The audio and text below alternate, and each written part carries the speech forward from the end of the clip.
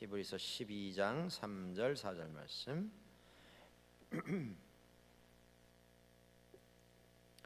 같이 보시겠습니다. 너희가 피곤하여 낙심하지 않기 위하여 죄인들이 이같이 자기에게 거역한 일을 참으신 이를 생각하라. 너희가 죄와 싸우되 아직 피 흘리기까지는 대항하지 아니하고. 거기까지만 보겠습니다. 오늘 예배 후에는 내년도 우리 교회 예산을 심의하는 예산 재직회를 이어서 바로 모이게 되겠습니다. 오늘 그 본문에 있는 말씀 두 절만 저희가 보았습니다. 거기 3절에 이런 표현이 나옵니다. 너희가 피곤하여 낙심하지 않기 위하여. 여기에 나오는 이 피곤하다, 낙심한다 이런 말은 피곤하고 낙심한다라고 하는 말이 쓰러진다 이런 말입니다.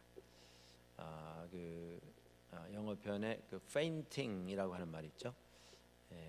정신을 잃는 것입니다. 그런데 이 두 단어는 영어로 표현이 된 것을 우리가 찾아보면 growing weary, 힘이 빠져서 피곤한 것입니다. 그리고 fainting, 너무 힘들어서 정신을 잃는 것입니다.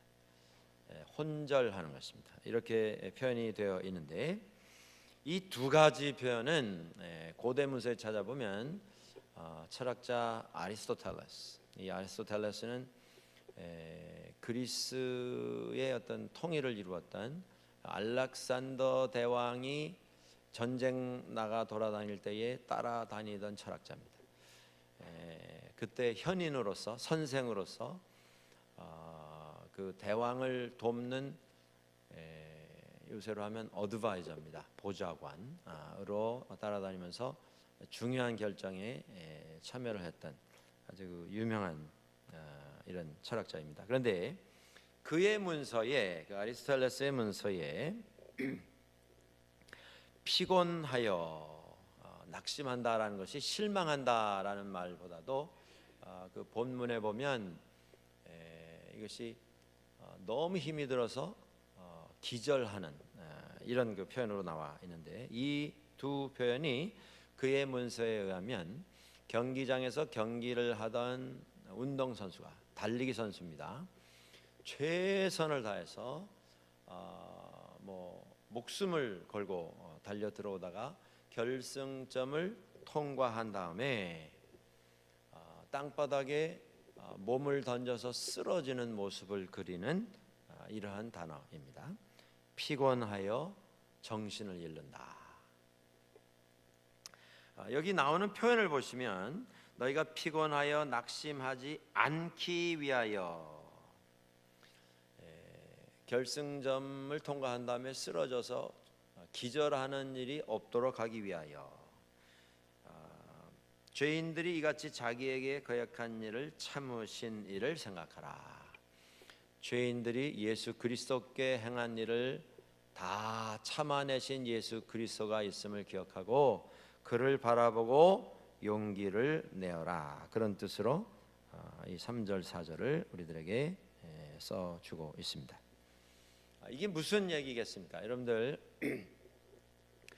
운동 경기에 있어서 제일 중요한 요소가 무엇이겠습니까? 어떤 분은 운동 경기는 이기는 게 제일 중요하다, 이기기 위해서 경기를 하는 것이다, 이렇게 얘기하시는 분도 있겠습니다. 그런데 물론 이기면 좋습니다. 그렇죠? 그런데 이기는 사람이 있는가 하면 지는 사람도 있기 마련입니다. 그래서 승자도 있고 패자도 있습니다, 경기에는. 그런데 승자가 누구냐 패자가 누구냐 이것보다도 더 중요한 것은 그 경기를 잘 마치었는가라고 하는 것입니다. 끝까지 마치었는가, 중간에 포기하지 않고 마치었는가라고 하는 것입니다. 우리 믿음 생활에 있어서 제일 중요한 게 뭐냐면요, 내가 왕년에 그게 중요한 게 아닙니다. 내가 한참 때에, 내가 헌신해서 섬길 때 내가 이렇게 섬겼다, 그게 잘못됐다 그런 말씀이 아니고, 그게 다 좋은 것이지만 제일 중요한 것은 그 부분이 아닙니다. 우리 신앙생활, 믿음 생활에 있어서 제일 중요한 것은 끝까지 잘 믿고 잘 섬겼는가라고 하는 것입니다.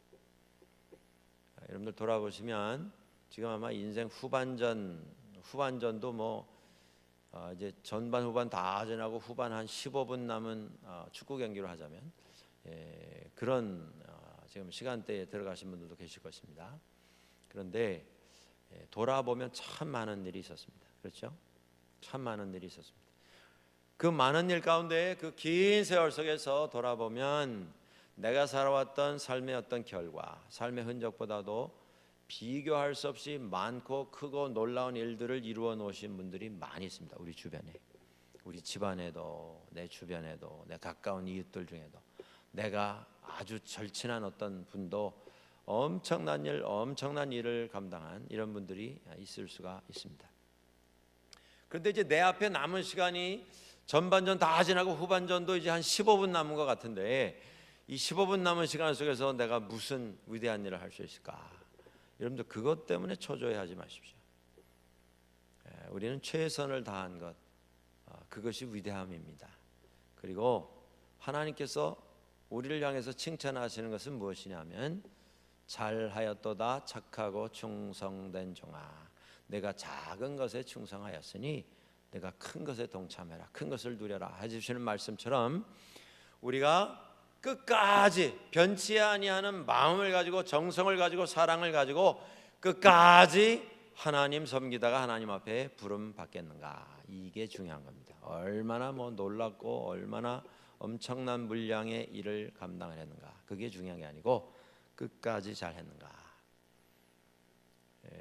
북미주에서 베스트셀러가 된 책 가운데 Finish Strong이라고 하는 책이 있습니다. 그러니까 젊을 때 이렇게 헌신하고, 한참 때 사업 열심히 해서 돈 많이 벌 때 무슨 건물을 짓고 무슨 사업에 손을 대서 그거 다 좋은데, 그렇게 하다가 중간에 시들해져 가지고 저 사람이 예수 믿는 사람인가 안 믿는 사람인가도 분간이 안 되는 그런 삶을 사는, 그 삶 속에 옛날에 그렇게 큰 일을 했다더라, 그게 위대한 게 아니라 변함없이 끝까지 하나님 앞에서 충성을 다하는 삶, 그게 위대한 삶입니다. 그게 하나님 기뻐하시는 삶입니다. 오늘 히브리서 기자가 하는 말이 그것입니다. 피곤하여서 결승점에 가기 전에 쓰러지는 일이 없도록 하라. 결승점까지 달려가라, 그 말입니다.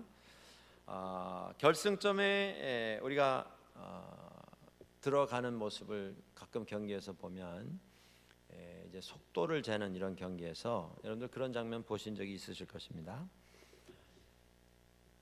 마라톤도 그렇고요, 중거리 달리기도 그렇고요, 그 다음에 바퀴를 굴려서 가는 자전거 경기도 그렇고, 스케이트 경기도 그렇고요.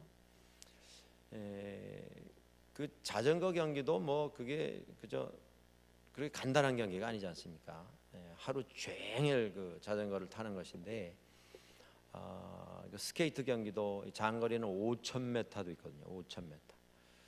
최선을 다해서 달리는 것인데, 그 경기 제일 마지막에 결승점 한 5m, 10m 이제 남겨놓고 들어오는 사람이 말이죠. 몇 시간을 자전거를 타고 들어오다가 뒤를 보니까 아무도 안 따라오거든요. 그러니까 이제 이겼다는 거예요.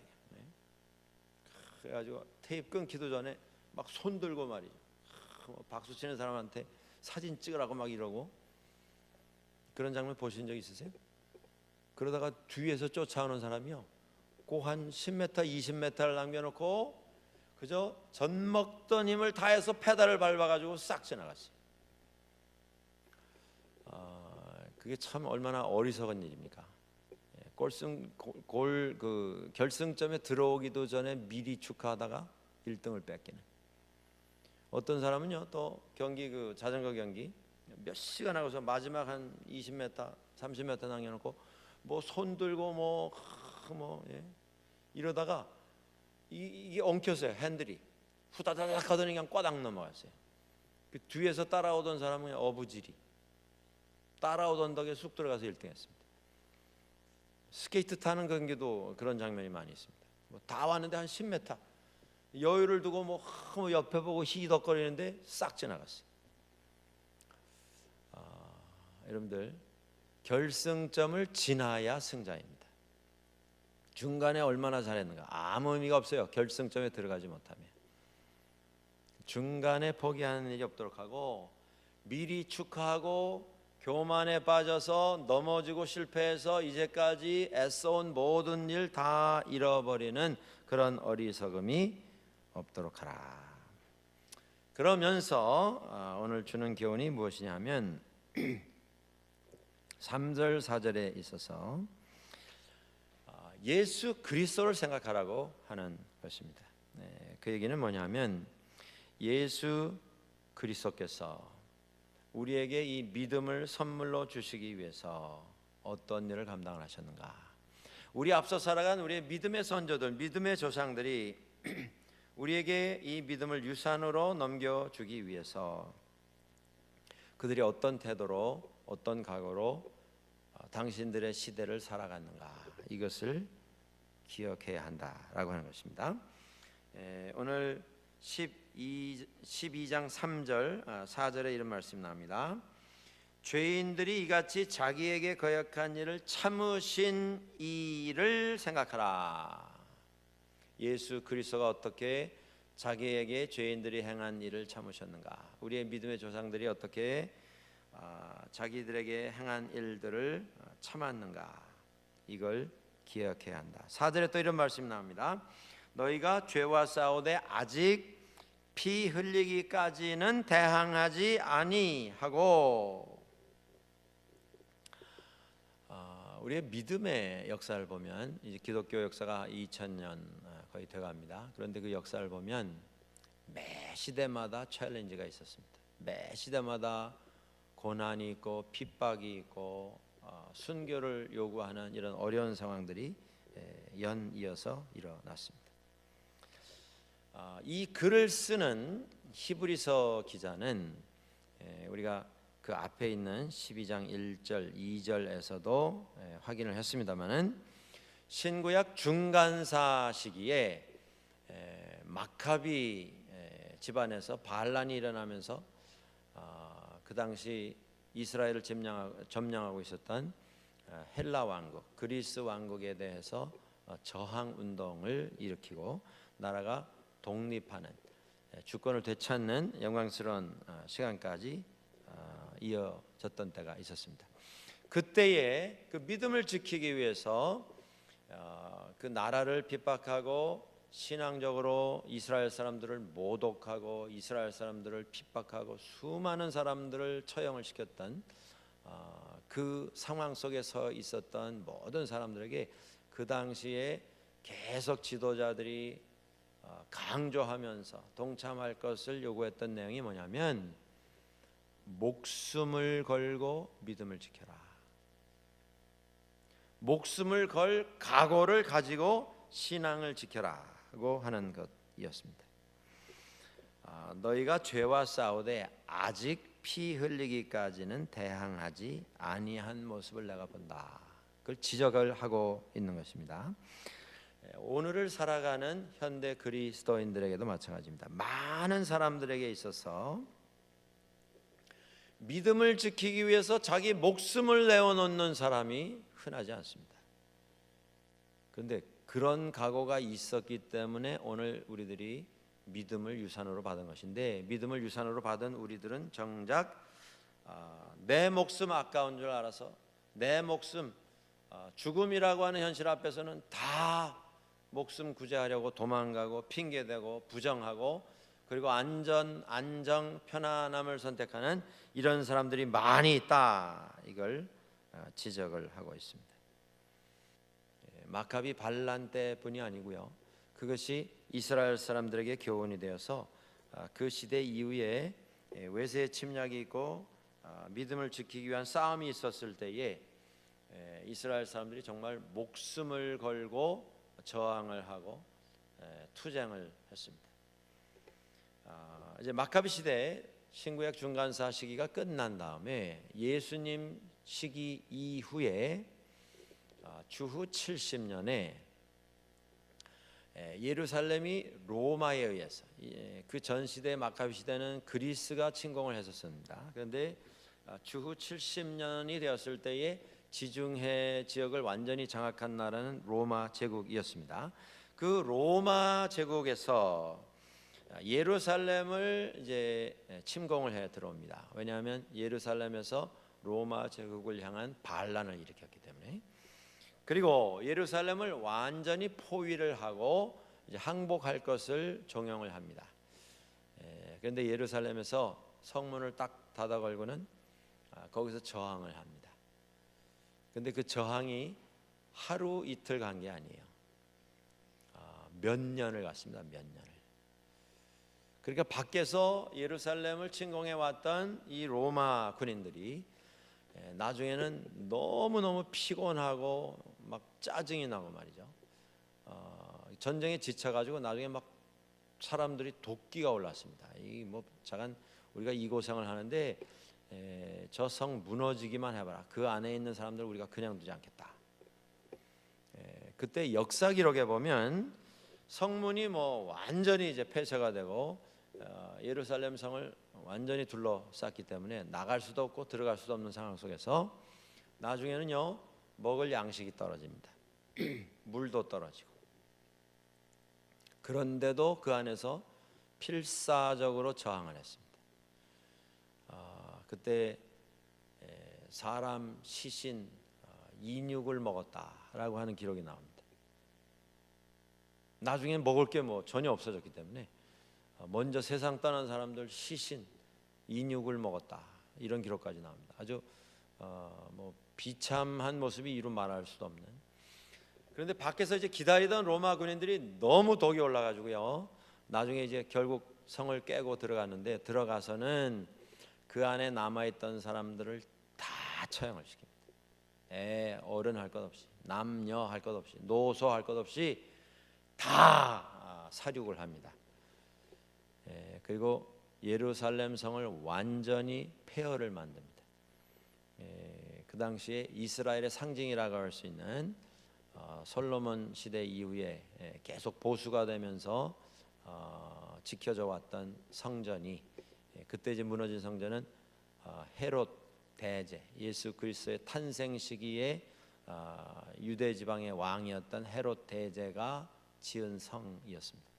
그런데 그 성전을 무너뜨리고 불을 다 지르고 무너뜨리고 불을 지른 것에 성이 안 찼습니다. 너무 그냥 이 밖에서 시달리고 힘들고 아주 지친 이런 그 원한이 묻혀 있었기 때문에 이 사람들이 들어와 가지고는 성전을 무너뜨리고는 성전 돌을 다 밀어 가지고 성벽 밖으로 다 밀어 가지고 벼랑에다 쏟아버렸습니다. 예수님께서 돌 위에 돌 하나도 남지 않게 될 것이다. 한 세대 전에 하신 말씀이 이 장면을 예언한 말씀이었습니다. 얼마나 이가 갈렸으면 돌 위에 돌 하나도 안 남기고요. 성 밖으로 싹 털어가지고 빗자루질 하듯이 다 쏟아버렸습니다. 박닥 벼랑에다가. 그 이후로 이스라엘은 나라로서의 모습을 되찾지 못했습니다. 그게 이스라엘의 마지막 모습이었습니다. 그리고 그날 무너진 그 성벽 가운데 2000년 전 얘기죠. 유일하게 남아있는 한 부분이 있습니다. 벽이 그 로마 사람들이 쳐들어와가지고 이스라엘을 멸망시킬 그때 있었던 그 벽이 아직도 남아있는 부분이 있어요. 그게 통곡의 벽입니다. 예루살렘 광장 건너편에 있는. 그래서 이스라엘 사람들이 계속 거기 와서 그 벽에 손을 얹고 기도하고 눈물로 부르짖는 일들이 오늘도 이어지고 있습니다. 하나님의 심판을 거기서 회개하는 것이죠. 하나님께서 그 나라에게 허락을 하셨던 그 영광스러운 이스라엘의 옛 모습을 기억하면서 눈물로 기도하는. 그래서 별명이 통곡의 벽입니다. 옛날에는요, 그 통곡의 벽이 이스라엘 사람들만 접근할 수 있도록 해놨었습니다. 유대인이 아니면 거길 들어갈 수가 없었어요. 근데 이제는 관광객들에게도 그것을 허용을 해서 한쪽은 외국에서 온 관광객들, 뭐 유대인이든 아니든 뭐 아무라도 거기 가서 그 벽을 손을 대고 기도할 수 있게 이렇게 해놨고, 한쪽엔 이스라엘 사람들이 접근할 수 있도록 이렇게 했습니다. 지금 교훈으로 이야기하는 게 뭐냐면, 신앙을 지키기 위해서는 목숨까지 내어놓는 각오가 되어 있어야만 신앙을 지킬 수 있다. 우리 조상들이 그렇게 지켰다. 그걸 다시 상기시키고 있는 것입니다. 예루살렘이 그렇게 함락을 당하고 완전히 파괴가 되었을 때에 일단의 무리들이 예루살렘에서 빠져나가서 도망을 칩니다. 그리고 예루살렘 남쪽에 있는 사해 바다, 소금의 바다, 염해라고 하는 그 근처에 있는 광야로 나갑니다. 그리고 거기에 마사다라고 하는 성으로 도망을 갑니다. 우리 그 영상물에 저게 이제 마사다라고 하는 곳인데요. 보시는 것처럼 저렇게 돌로 된 산입니다. 그런데 그 꼭대기에 평평하게 해놓고 거기다 집을 지어놨어요. 그런데 저 집이 아까 예수님 시대 당시에 성전을 지은 헤롯 대제가 별장으로 지은 곳입니다. 근데 사람이 접근할 수가 없이 가파른 산 꼭대기에 저런 별장이 있고, 그 산 꼭대기에서 물이 나왔습니다. 그러니까 저기에 이제 이스라엘 사람들이 다 피난을 해서 올라갔습니다. 그리고 거기서 버티는 겁니다. 거기 물이 나오니까요, 거기 그 사람들을 쫓아온 로마 군인들은 목이 마르는데, 마사다에 도망을 올라간 산 꼭대기에 있는 이스라엘 사람들은 물을 마셨습니다. 그리고 밑에다가 물을 쏟았어요. 우리는 이렇게 시원한 거 마신다 이러면서. 그리고 밤이 되면 또 몰래 내려와 가지고요, 그 밑에 쫓아서 포위하고 있는 로마 군인들을 귀를 잘라가고 말이죠, 살해하고 이런 일이 오랫동안 벌어졌는데, 군인들이 올라갈 수가 없어요. 너무 고파라 가지고, 길도 없고, 가봐야 한 번에 한 사람 정도 올라갈 수 있는 이런 통로였기 때문에 오랫동안 이제 서로 대치 상황에 있다가, 나중에 결국 어떻게 해서 저 마사다가 함락을 당하냐면, 산에다가 흙을 메꾸어 가지고 올라왔어요. 이 고속도로 가시다 보면 산에 올라갈 때 이렇게 길이 완만하게 구불구불 올라가지 않습니까? 흙을 다른 데서 퍼다가 거기다가 나무, 그다음에 골조를 넣고 거기다 바위를 넣고 흙을 다져 가지고요, 산 꼭대기까지 길을 만들어 가지고 올라왔어요. 그 숫자 앞에는 당할 수가 없는 것이죠. 그런데 그렇게 무지막지하게 산을 메꾸어서 나중에 올라왔습니다. 올라와 보니까 거기 끝까지 피신해서 이스라엘의 어떤 생명을 이어가려고 했던 그 사람들이 다 목숨이 끊어진 후였습니다. 그것으로 이제 이스라엘은 나라로서의 마지막 불꽃이 꺼지게 됩니다. 지금 히브리서 기자가 그 이야기를 하고 있는 것입니다. 우리의 선조들이, 우리의 조상들이 믿음을 지키기 위해서 이렇게 목숨을 거는 각오를 가지고 믿음을 지켰는데, 오늘을 사는 우리들은 죄와 싸우면서 피 흘리는 일이 있으면 피하려고 하고, 피 흘리는 일이 있으면 안 보려고 하고, 모르는 채 하고, 좀 도망가려고 하고, 좀 쉬려고 하고, 이렇게 해서는 안 된다. 이런 어떤 다시 한번 결단을 촉구하는 이런 일을 하고 있습니다. 오늘 21세기를 살아가는 우리들도 마찬가지입니다. 여러분들, 지난 2000년 동안 기독교의 역사 가운데 매 시대마다 탄압이 있고 핍박이 있고 어려운 일들이 있었습니다. 그 중에서도 신앙으로 믿음을 지켰던, 죽음으로 믿음을 지켰던 이런 선조들의 희생과 노력 때문에 오늘 우리들에게 믿음이 선물로 주어진 것입니다. 그걸 기억하는 사람이라면 오늘 우리의 시대를 살아가면서 어떤 신앙의 도전이 올 때에 그걸 모른 채 하고 피해갈 수 없을 것이다, 우리에게 말씀하고 있습니다. 자, 그런데 이 모든 일을 감당함에 있어서 기준이 있다고 하는 것입니다. 우리가 세상 사람들에 비교하게 되면 우리는 무슨 핑계라도 만들어낼 수가 있습니다. 그래도 우리 앞집에 살던 누구에 비하면 나는 할 만큼 했다. 우리 옆집에 있던 그 아무개에 비하면 나는 그 사람보다 훨씬 많은 것으로 희생하고 훨씬 많은 고생을 했다. 나는 할 바를 그 사람에 비하면 10배, 20배를 했으니 나는 할 만큼 했다. 그렇게 위로받을 수 있겠는데, 그것은 우리의 기준이 잘못됐을 때에 우리가 가질 수 있는 결론입니다. 오늘 3절에 있는 말씀, 죄인이 이같이 자기에게 거역한 일을 참으신 일을 생각하라. 그분이 누구십니까? 예수 그리스도를 생각하라 라고 하는 것입니다. 오늘 이 시대를 살아가는 믿음의 사람들이 믿음을 지키기 위해서 좀 손해보아야 할, 감당해야 할, 우리가 자랑스럽게 당하면서 찬송을 부를 수 있는 이런 일들이 우리들에게 있겠는데, 이 일을 당할 때에 나를 위해서 내 앞서 예수님께서 어떤 일을 당하셨는가, 어떤 일을 감당하셨는가, 비교를 예수 그리스도께 하면서 위로를 받고 힘을 내고 용기를 내야 한다, 이런 말씀입니다.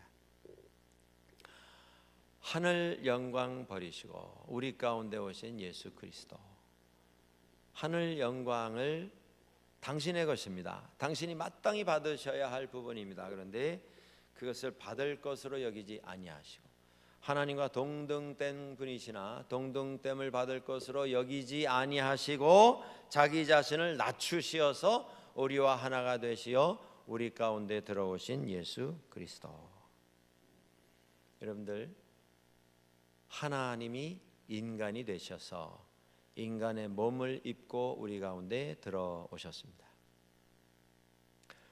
여러분들, 여행을 하시다 보면 참 어려운 지역이 많이 있습니다. 예상치 못하게, 생각지 못한 이런 어려운 상황들이 우리 앞에 펼쳐질 때가 있습니다. 특별히 제3세계를 가보시면 그렇습니다. 근데 여행을 나가보시면 북미주 떠나시면요, 다 다른 세상이에요. 미국, 카나다만 벗어나시면, 제가 보기에는 세계적으로 지금 미국, 카나다 정도의 생활 수준을 누리는 나라가 세상에 한 200 몇십국 중에 몇 나라 정도 될 것 같습니다. 제가 다녀본 바로는 없어요. 그러니까 어쨌든 21세기에 지금 우리가 살고 있는 삶의 환경이 최상의 환경입니다. 뭐 유럽들 가보시면 뭐 그들 중에 이 북미주보다 인감이 훨씬 높은, 세계에서 이 북미주보다 훨씬 더 부자인 나라들도 몇 나라 있습니다. 근데 그 나라도 가보시면 뭐 그렇게 이 나라 정말 여기 와서 살고 싶다 하는 마음이 별로 없어요. 첫째, 뭐 얼마나 비싼지 모릅니다. 끔찍하게 비싸요.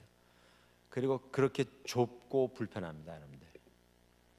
뭐 200불 주고 들어간 호텔에요, 화장실이요, 두 사람이 이렇게 돌아설 수가 없을 정도로 좁습니다.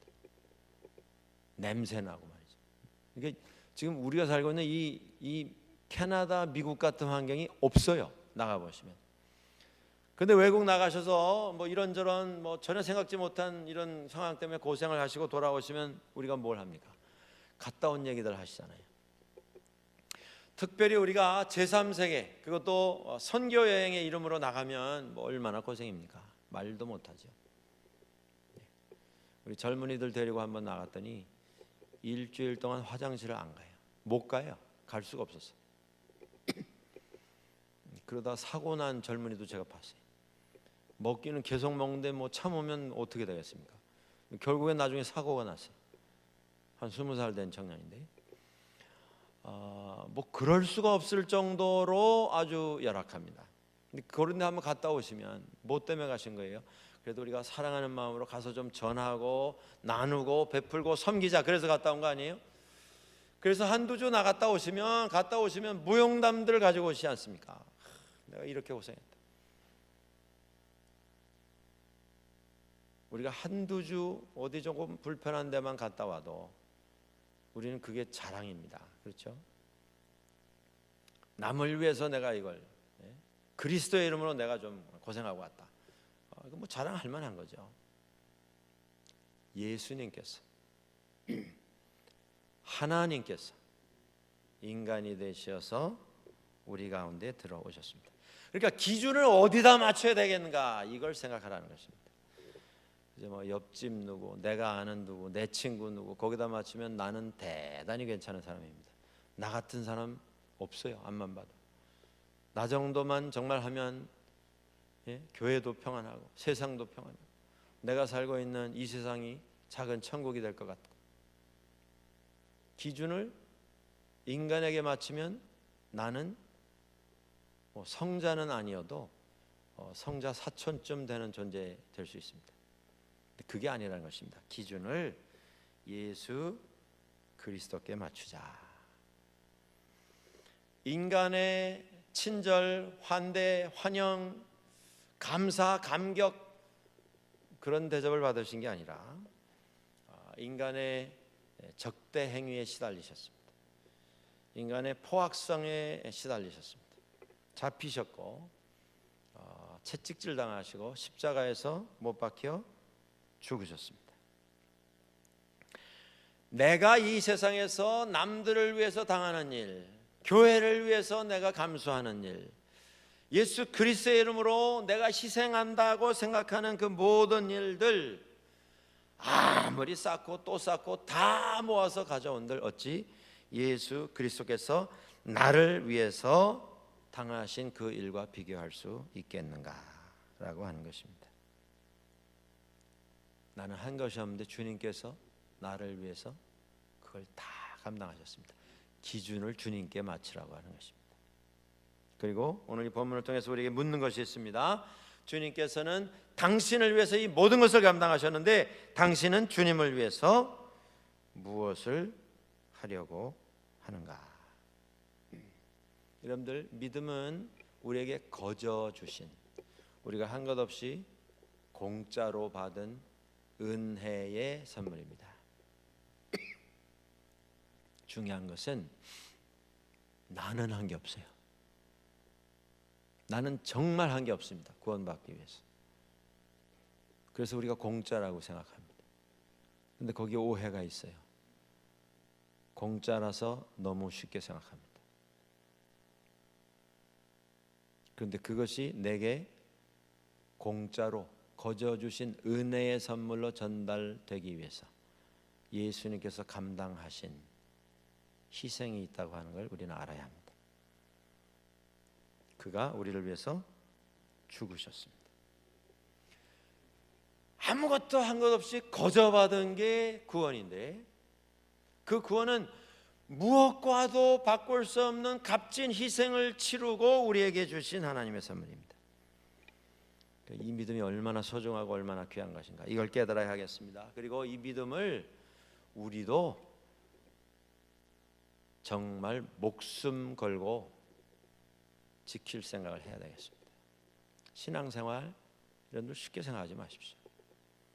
그저 무슨 여가선용 취미생활 정도로 우리가 신앙생활 제대로 할 수 없습니다. 왜냐하면 우리가 믿는 이 믿음은 그렇게 가벼운 게 아닙니다. 그렇게 쉬운 게 아니에요. 뭐 기분 좋으면 천하를 다 줄 것 같은 마음이다가 또 좀 기분 안 좋으면 그냥 우리가 전혀 다른 표정이 되고 마음이 되는 그렇게 우리가 들었다 놨다 할 수 있는 그게 믿음이 아니에요.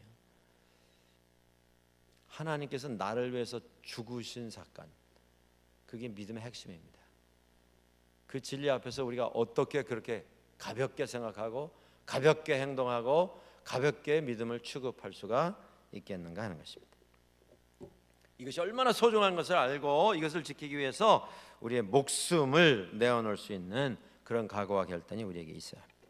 그러면서 오늘 이 본문을 통해서 우리에게 주는 질문이 하나 있습니다. 우리의 많은 신앙의 선조들이 그 희생을 당함으로 하나님이 가지고 계시는 것 가운데 최상의 것, 최고의 것을 희생하셔서 우리에게 주신 이 믿음,